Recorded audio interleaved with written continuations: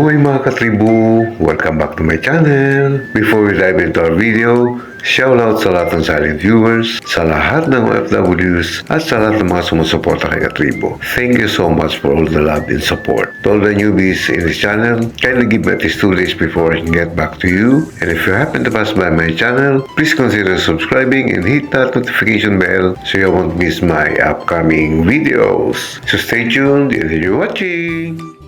So mga katribo, samahan niyo po ako at tayo magluluto ng simple pero masarap na pang-ulam. Gagamit po tayo ng shrimp cubes, siling green, siling labuyo, at gagamit din po tayo ng fresh gata para hindi na tayo mahirapang magpiga ng niyog. Gagamit din po tayo syempre ng taba ng baboy, bawang sibuyas, and of course yung ating bida, yung ating santol. Ayan, kailangan po natin siyang balatan, then atin siyang kakayurin.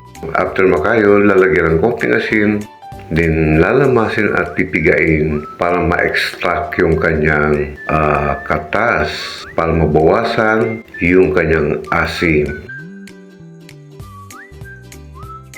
Kailangan po pigain mabuti kasi medyo mapakla yung kanyang katas. So kailangan pigang-piga tulad po niyan.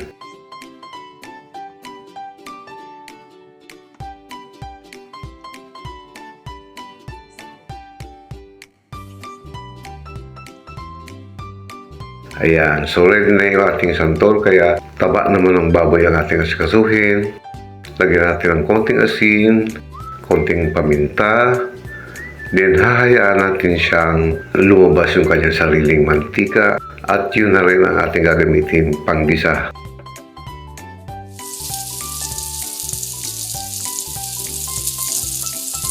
Sa probinsya po namin sa Bicol, madalas kami mag-ulam nito. Siyempre, pag panahon santo lang.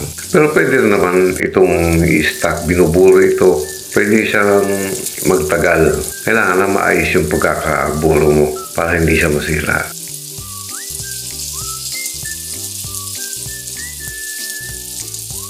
Ayan, so nailagay na po natin yung ating bawang at sibuyas. Mabango na siya.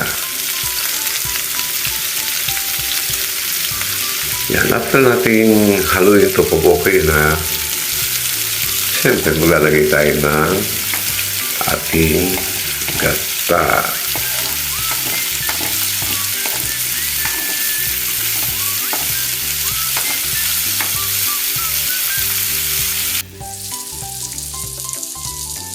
Kailangan po sa recipe ito sagana sa nyog para mas malinamnam. Kasi pag kulang sa nyog, maasim.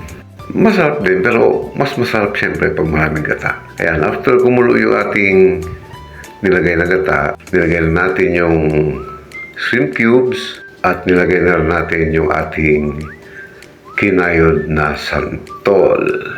Sa pagluluto po nito, pwede kayong magsaw ng tinapa, ng alamang, ng hipon, or shrimp, or pork. Depende po sa gusto nyo. Sa akin, ito yung pinili ko na sahog kasi bukod sa simple lang, medyo tipid pa. Kasi bibili ka ng, sabihin natin, half kilo ng shrimp, o mas mura pa rin yung shrimp cubes, pero magkasinlasa.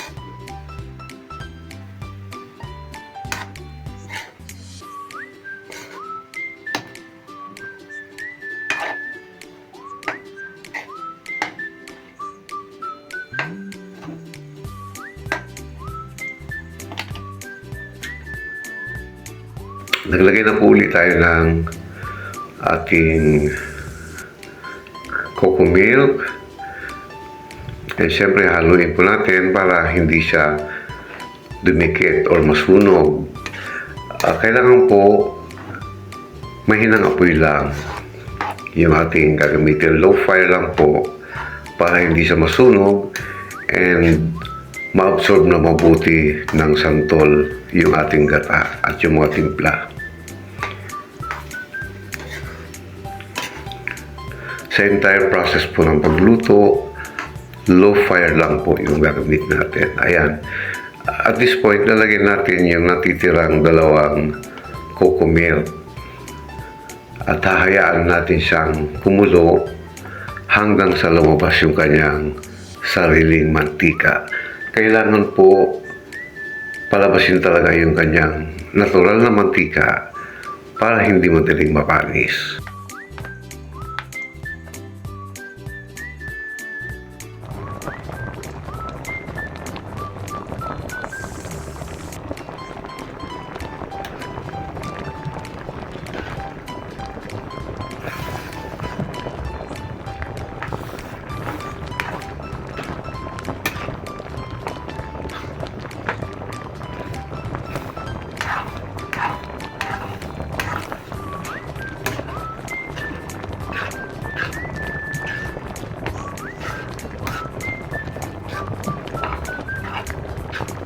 So, at this point po, ilalagay natin yung ating siling green and siling labuyo. Ayun. Kailangan medyo may konting sipa yung ating ginataang santol para mas ganahan tayong kumain. Yan, of course, haluin natin. And after nating mahalong mabuti, kailangan natin siyang simmer hanggang sa lumabas yung kanyang sariling mantika. Kailangan po palabasin yung kanyang natural na mantika para hindi siya madaling masira. Napakabango yan. Pag ganito na po yung kanyang hitsura, lumalabas na yung kanyang mantika, ready to serve na yan. Ta-da!